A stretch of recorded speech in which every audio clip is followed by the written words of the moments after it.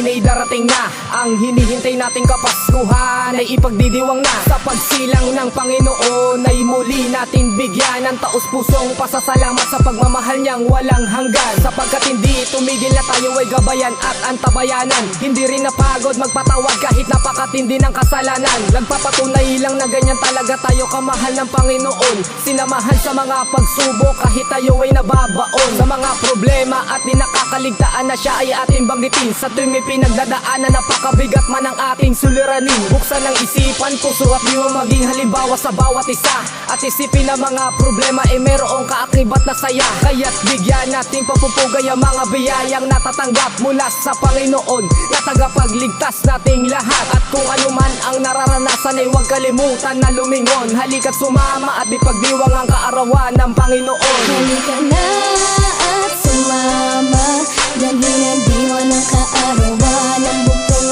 anak ni Ama. Naway dinggin na ang mga hiling, sana'y kanyang tuparin at pagpalain pa. Halika na at sumama, dinggin ang tingin ng mga anghel habang pinagmamasdan ang sanlibutang nagkakaisa, nagsasalo-salo sa Kapaskuhan.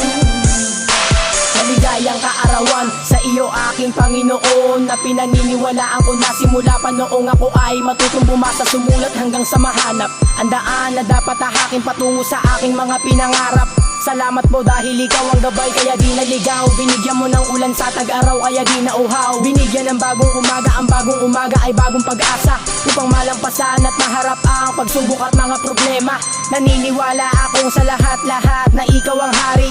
Alam kong pagtapos ng unos ay lilitaw din ng bahaghari. Ngayong iyong kaarawan, ikaw naman ang reregaluhan ko ng isang awiting mula sa puso. Salamat sa kapamilya, kapatid na tagapagturo na iyong binigay upang maging gabay sa unang baitang ng pagtatagumpay. Salamat sa aking magulang na naging ilaw sa daang nilakbay. Maraming salamat sa pagpapatawad sa kasalanan na pinagsisihan. Salamat sa mga biyayang binigay mo nang walang alinlangan. Maligayang kaarawan. Halika na at sumama, dalhin ang diwa ng kaarawan ng bugtong anak ni Ama. Naway dinggin na ang mga hiling, sana'y kanyang tuparin at pagpalain pa. Halika na at sumama, dinggin ang tingin ng mga anghel habang pinagmamasdan ang sanlibutang nagkakaisa, nagsasalo-salo sa Kapaskuhan. Salamat sa pagtubos sa kasalanan ng sanlibutan. Marapatin mo sanang mag-alay ako ng awitin sa iyong kaarawan na magsisilbing pasasalamat sa mga biyayang natatanggap mula sa iyo para sa amin na tinuring mong mga anak.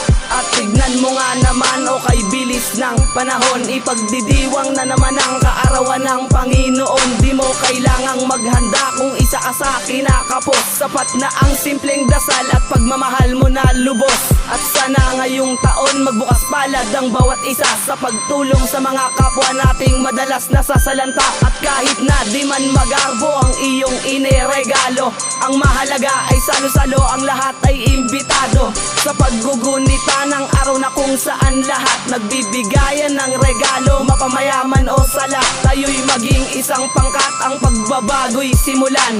Kaya aming Ama, maligayang kaarawan. Halika na